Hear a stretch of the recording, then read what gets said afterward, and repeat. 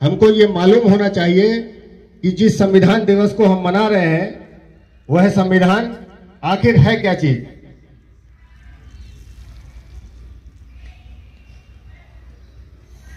चलो मैं बताता हूं। संविधान एक ऐसी चीज है, एक छोटे से उदाहरण से मैं आपको समझाना चाहता हूं। जब आप घर से निकलते हैं बाइक पर, तो बाइक पर जब हेलमेट लगाते हैं तो हेलमेट से क्या होता है? आपकी जान की सुरक्षा। ऐसे ही जब जिस भी देश में आप रहते हैं उस देश की एक संविधान होता है, नियम और कानून होते हैं। जैसे कि आप यहां रहते हैं, आप यहां पढ़ने आते हैं, तो विद्यालय के कुछ नियम और कानून होते हैं। इसी तरह देश में जब आप रहते हैं तो उस देश के भी कुछ नियम कानून बनाए जाते हैं, जिससे कि व्यवस्था सुचारू रूप से किसी को बगैर दुख पहुंचाए बढ़िया व्यवस्था बनाई जा सके।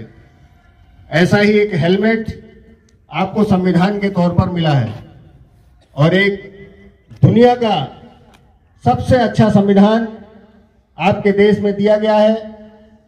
उस संविधान में आप समझिए, वैसे तो संविधान को अगर हम पढ़ना शुरू करेंगे, आपको बताना शुरू करेंगे, सुबह से शाम हो जाएगी, 2-4 दिन में संविधान नहीं बता पाएंगे। लेकिन शॉर्ट में, क्योंकि आपके पास समय भी बहुत कम है, मैं एक उदाहरण देकर आपको समझाना चाहता हूं। आप संविधान की सबसे ज्यादा सुरक्षा यदि इस देश में मिली है तो वो नारियों को मिली है, लड़कियों को मिली है। उसका एक उदाहरण मैं आपको बताता हूं। आपके देश में जब संविधान लागू नहीं था, उस समय सती प्रथा चलती थी। क्लास में जाइए, क्लास में। जानते हैं आप सती प्रथा क्या होती है? सती प्रथा एक ऐसी कुरीति थी जिस कुरीति के तहत शादीशुदा जो औरतें होती थी, उनका हस्बैंड अगर खत्म हो जाता था तो उस औरत को जबरदस्ती उसकी चिता पर बिठा के जला दिया जाता था।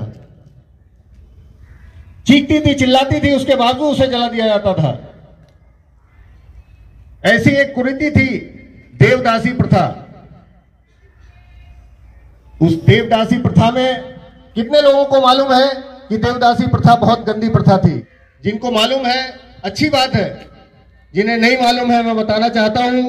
देवदासी प्रथा दक्षिण भारत में जो बहुत बहुत बड़े मंदिर हैं, जिन मंदिरों की बहुत बड़ी मान्यता लोग मानते हैं, उन मंदिरों के अंदर जो ब्राह्मण रहते हैं, जो पुजारी रहते हैं, वह पुजारी इस तरह की व्यवस्था बनाकर रखते हैं कि उस क्षेत्र के जो भी लड़की 13 साल, 12 साल, 14 साल की होती थी, उस लड़की को वहां दान दिया जाता था,